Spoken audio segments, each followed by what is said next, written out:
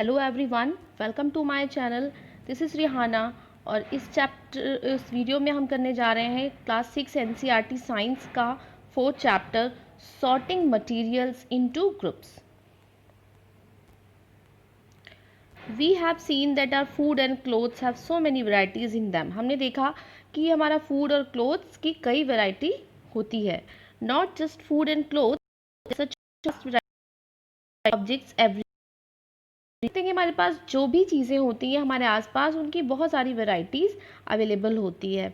We see around us a chair, a bulk cart, a cycle, cooking utensils, books, clothes, toys, water, stones and many other objects. हम अपने आसपास इन सारी चीज़ों को देखते हैं। All these objects have different shapes, colours and uses. ये सारी चीज़ें अलग अलग शेप्स, कलर्स और यूजेस की हो सकती हैं। Look around and identify objects that are round in shape. अपने आसपास देखिए और ऐसी चीज़ों को फाइंड आउट करिए जो राउंड होती हैं, शेप में गोल होती हैं। आर लिस्ट में include a rubber ball, a football and a glass marble. हमारी चीज़ों में लिस्ट में क्या क्या चीज़ें आ सकती हैं? May be it can be a football, a glass marble. If we include objects that are nearly round, our list could also include objects like apple, oranges and earthen pitchers, यानी कि घड़ा। अगर हम इसमें कुछ ऐसी चीज़ें भी इंक्लूड कर लें जो लगभग राउंड होती हैं, तो उसमें बहुत सारी चीज़ें और इंक्लूड हो जाएगी, जैसे कि एप्पल, ऑरेंजेस, क्योंकि एकदम राउंड नहीं होती लेकिन थोड़ी बहुत राउंड की शेप में होती हैं। जैसे कि ये सारी चीज़ें यहाँ पे हमने कलेक्ट करके दिखाया हुआ है। ऑब्जेक्ट्स अराउंड अस, हमारे आसपास कौन सी चीज़ें होती हैं। Now suppose we were looking for objects that are edible. हम ऐसी चीज़ें के लिए देख रहे हैं जो edible हो। edible यानी जो चीज़ें हम खा सकते हैं उन्हें edible कहते हैं। We might include all the items that we have listed in table 1.1, 1.2 and 1.3 in chapter 1. अब इन टेबल्स को देखने के लिए आपको जाना पड़ेगा चैप्टर 1 में। इनमें वो चीज़ें होंगी जो हम खा सकते हैं। We might also find that some of those round shaped objects we just listed out are also in this group. उसमें हम देखेंगे कुछ चीज़ें राउंड शेप की भी होती हैं जो हम खाते हैं। Let us say we wish to make a group of objects that are made of plastics, buckets, lunch boxes, toys, water containers, pipes and many such objects may find a place in group. आप इस group में बहुत सारी चीज़ों को देखेंगे। वो चीज़ें में भी किसी भी चीज़ की बनी हो सकती हैं, प्लास्टिक की, राइट, वाटर की, वाटर उसमें। There are so many ways to group objects, यानी कि ग्रुप्स में ऑब्जेक्ट्स को ग्रुप करने के लिए बहुत सारे वेज हैं। In the above examples, we have grouped objects on the basis of their shape or the materials they are made of. जो एग्जाम्पल्स इन्होंने ऊपर दिए हैं उसमें चीज़ों को या तो शेप पे ग्रुप में अलग किया गया है या फिर वो किस मटेरियल से बने हैं उसके बेस पे। All objects around us are made of one or more materials. हमारे आसपास जो भी ऑब्जेक्ट्स हैं वो किसी ना किसी चीज़ के मटीरियल के बने होते हैं, या तो एक मटीरियल या उनसे ज़्यादा मटीरियल उनको बनाने में लगा हो सकता है। दीज मटीरियल्स में भी glass, metal, plastic, would, cotton, paper, mud और सॉइली मटीरियल्स, इनमें से कुछ भी हो सकता है। Can you think of more example of materials? क्या आप इनमें से और मटीरियल्स के बारे में सोच सकते हैं? अब हम करेंगे एक activity. Let us collect as many objects as possible from around us. अब आपको इतनी चीज़ें अपने अराउंड से, आसपास से कलेक्ट करनी है जितनी आप कर पाओ। Each of us could get some everyday objects from home and we could also collect some objects from the classroom और फ्रॉम आउटसाइड द स्कूल। हम आपके अपने घर से और स्कूल से, स्कूल के बाहर से भी कई चीज़ें कलेक्ट कर सकते हैं। What will we have in our collection? हम अपने कलेक्शन में क्या चीज़ें देख सकते हैं? It may be chalk, pencil, notebook, rubber, duster, a hammer, nail, soap, spoke of wheel, bat, matchbox, salt, potato. ठीक है, ये सारी चीज़ें हो सकती हैं उनमें। We can also list objects that we can think of but cannot bring to the classroom. हम और भी कई चीज़ों के बारे में सोच सकते हैं, मे बी उनको हम अपने क्लासरूम में ना ला पाएँ। फॉर एग्जाम्पल, जैसे कि वॉल है, ट्रीज़ हैं, डोर्स हैं, ट्रैक्टर, रोड एक्सेट्रा, जो बाहर होती हैं लेकिन हम उनको अपने पास नहीं ला सकते, उनको हम कलेक्ट नहीं कर सकते हैं। Separate all objects from these collection that are made from paper or wood. इनमें से उन चीज़ों को अलग करिए जो पेपर या वुड से बने हो, वुड यानी लकड़ी के बने हो। This way we have divided all objects into two groups. इस तरह से हमने इन चीज़ों को दो ग्रुप में डिवाइड कर दिया। One group has the objects that are made from paper or wood, while the other group has the objects that are not made of these materials. एक ग्रुप में कौन सी चीज़ें हो जाएंगी जो पेपर और वुड से बनी है, और दूसरी चीज़ में जो बाकी मटेरियल से बने हैं वो चीज़ें हो जाएंगी। Similarly we could separate the things that are used for preparing food. इसी तरह से हम इन चीज़ों के लिए ऐसी ग्रुपिंग हम ऐसी चीज़ों के लिए भी कर सकते हैं जो जिनसे हम फूड बनाते हैं। Be a little more systematic. अब हम थोड़ा सा और सिस्टमैटिक वे में इसको करते हैं। List all table 4.1। अब यहाँ पे टेबल 4.1 दी हुई है, ये है table 4.1।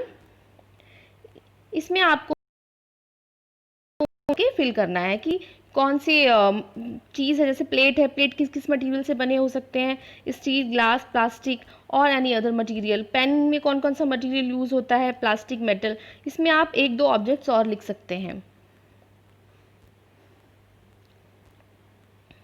Try to identify the materials that each one is made of. आपको और हर चीज़ जो आपने कलेक्ट की है उसको किस मटीरियल से वो बना है वो लिखना है। It would be fun to make this a large table. अगर आप इसको एक बड़ी टेबल बना लेते हैं तो भी बहुत अच्छा होगा।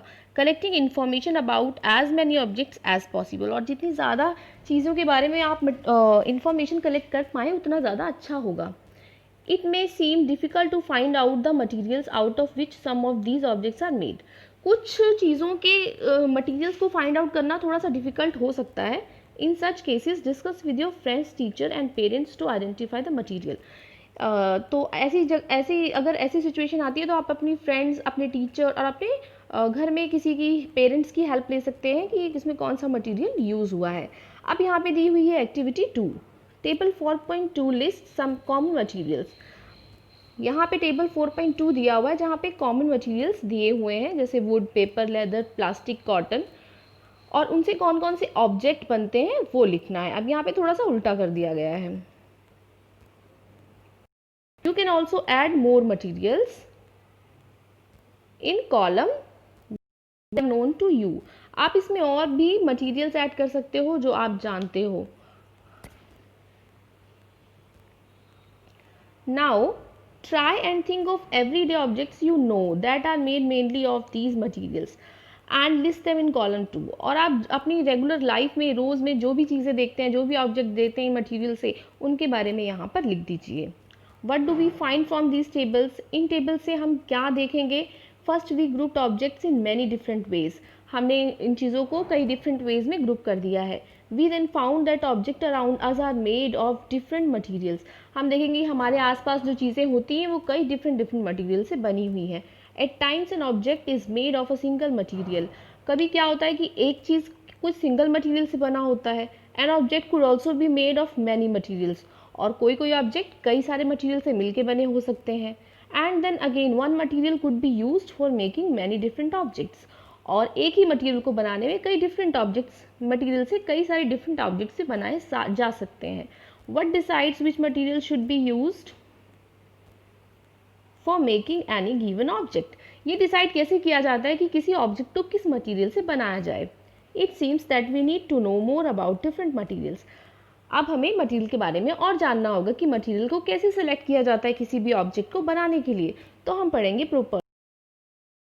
प्रॉपर्टीज होती हैं। Have you ever wondered why a tumbler is not made with a piece of cloth. क्या कभी आपने सोचा है कि एक टम्बलर यानी कि जिसमें वाटर या कंटेनर, ऐसा कंटेनर जिसमें आप लिक्विड फिल कर सकते हो, उसको क्लॉथ का क्यों नहीं बनाया गया।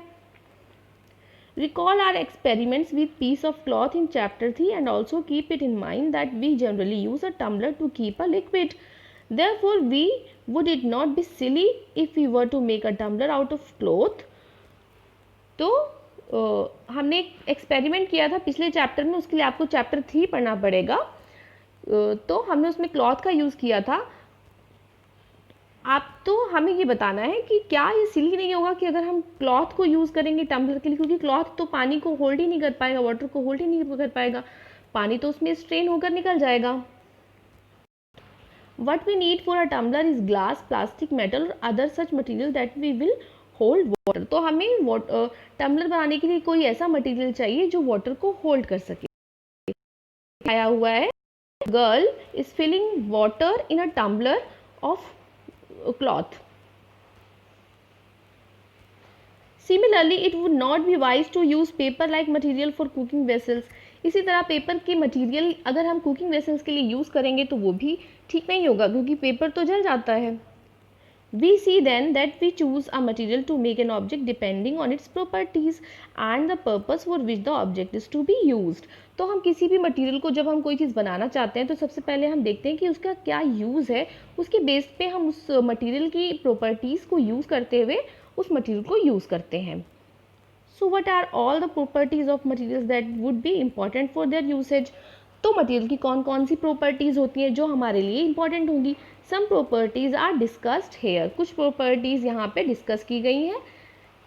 फर्स्ट है अपीयरेंस, ठीक है। अपीयरेंस क्या होती है, material usually look different from each other, material एक दूसरे से डिफरेंट दिखते हैं।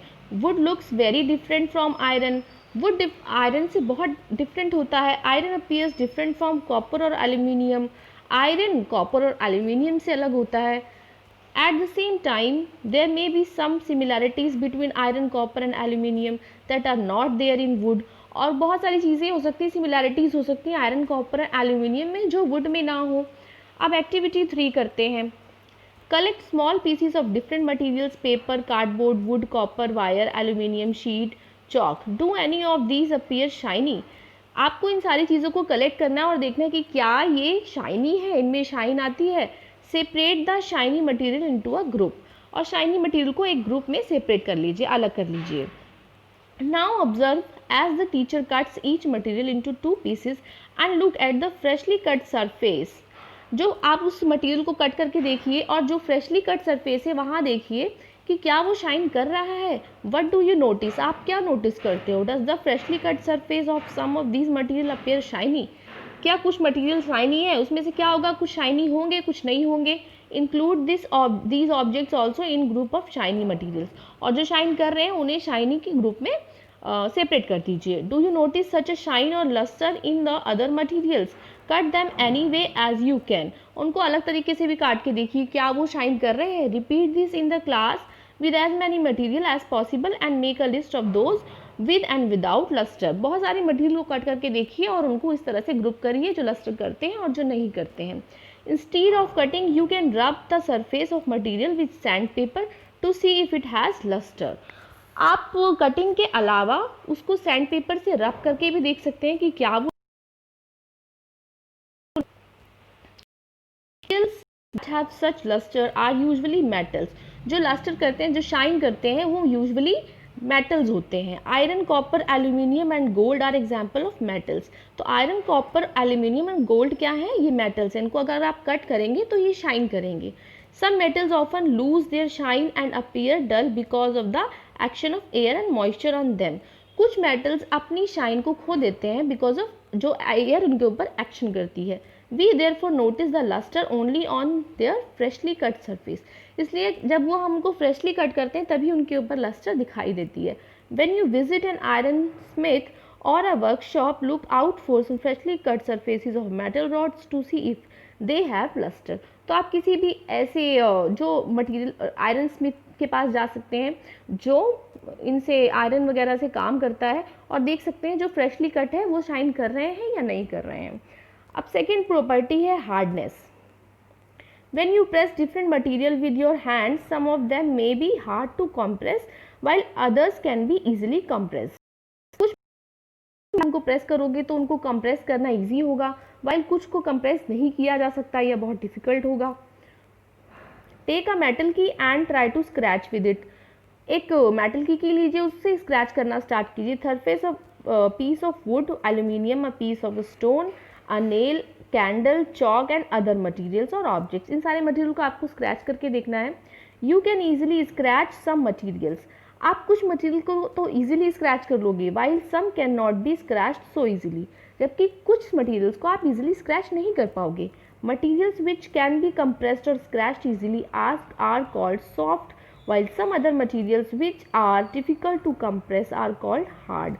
कुछ मटेरियल जिनको आप इजीली स्क्रैच कर सकते हो, कंप्रेस कर सकते हो, उन्हें कहते हैं सॉफ्ट मटेरियल्स, वाइल जिनको आप नहीं कर पाते हो वो होते हैं hard material. For example cotton or sponge is soft while iron is hard.